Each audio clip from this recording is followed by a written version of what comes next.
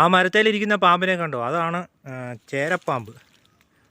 നമ്മളങ്ങനെയാണ് ഇതിനെ വിളിക്കാറ്. ഇതൊന്നും ചെയ്യാറില്ല. ഇത് പകൽ മാത്രം ഭക്ഷണം തേടി ഇറങ്ങുന്ന ഒരു പാമ്പാണ്. ഇത് ഈ മരത്തെ കയറി ഇത്തേലെന്തോ കിളിയുടെ കൂടുണ്ടെന്നാണ് തോന്നുന്നത്.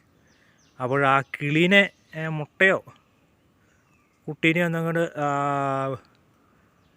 കഴിക്കാൻ വേണ്ടി കയറിയേക്കുന്നതാണ് ഈ പുള്ളി. നല്ല വലുപ്പം വയ്ക്കുമാർ. ഇതിപ്പം അനങ്ങാണ്ട് അവിടെ ഇരിക്കുകയാണ്.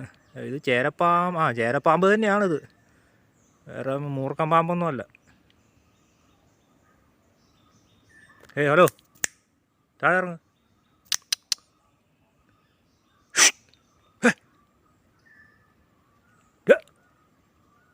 അതിനെ കയറി ചവിട്ടുവാണെങ്കിൽ ചിലപ്പം ചവിട്ടുമല്ല,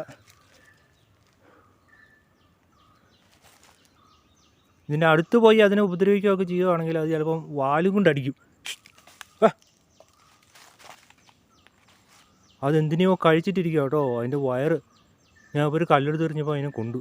ഉണ്ടോ, അതിന് വയറുണ്ടോ ഉയർത്തിരിക്കുന്നത്? അത് രാവിലെ എന്തോ അകത്താക്കിയിട്ടിരിക്കുകയാണ്. ആ മരത്തിൻ്റെ കുത്തി കിളി ഉണ്ടായിരുന്നു എന്നാണ് തോന്നുന്നത്. അടുത്തോട്ട് പോകണ്ട, ചിലപ്പോൾ ചാടി തലയിലെങ്ങാനും കയറിയ പണി കിട്ടും.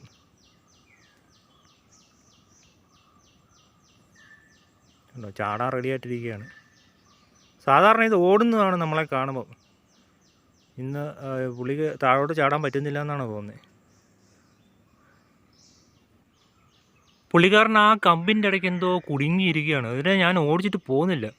രാവിലെ ഭക്ഷണം കഴിച്ചിട്ട് പുള്ളി ഉണ്ടോ ആ മരത്തിൻ്റെ അവിടെ ജാമായിട്ടുണ്ടെന്ന് തോന്നുന്നു.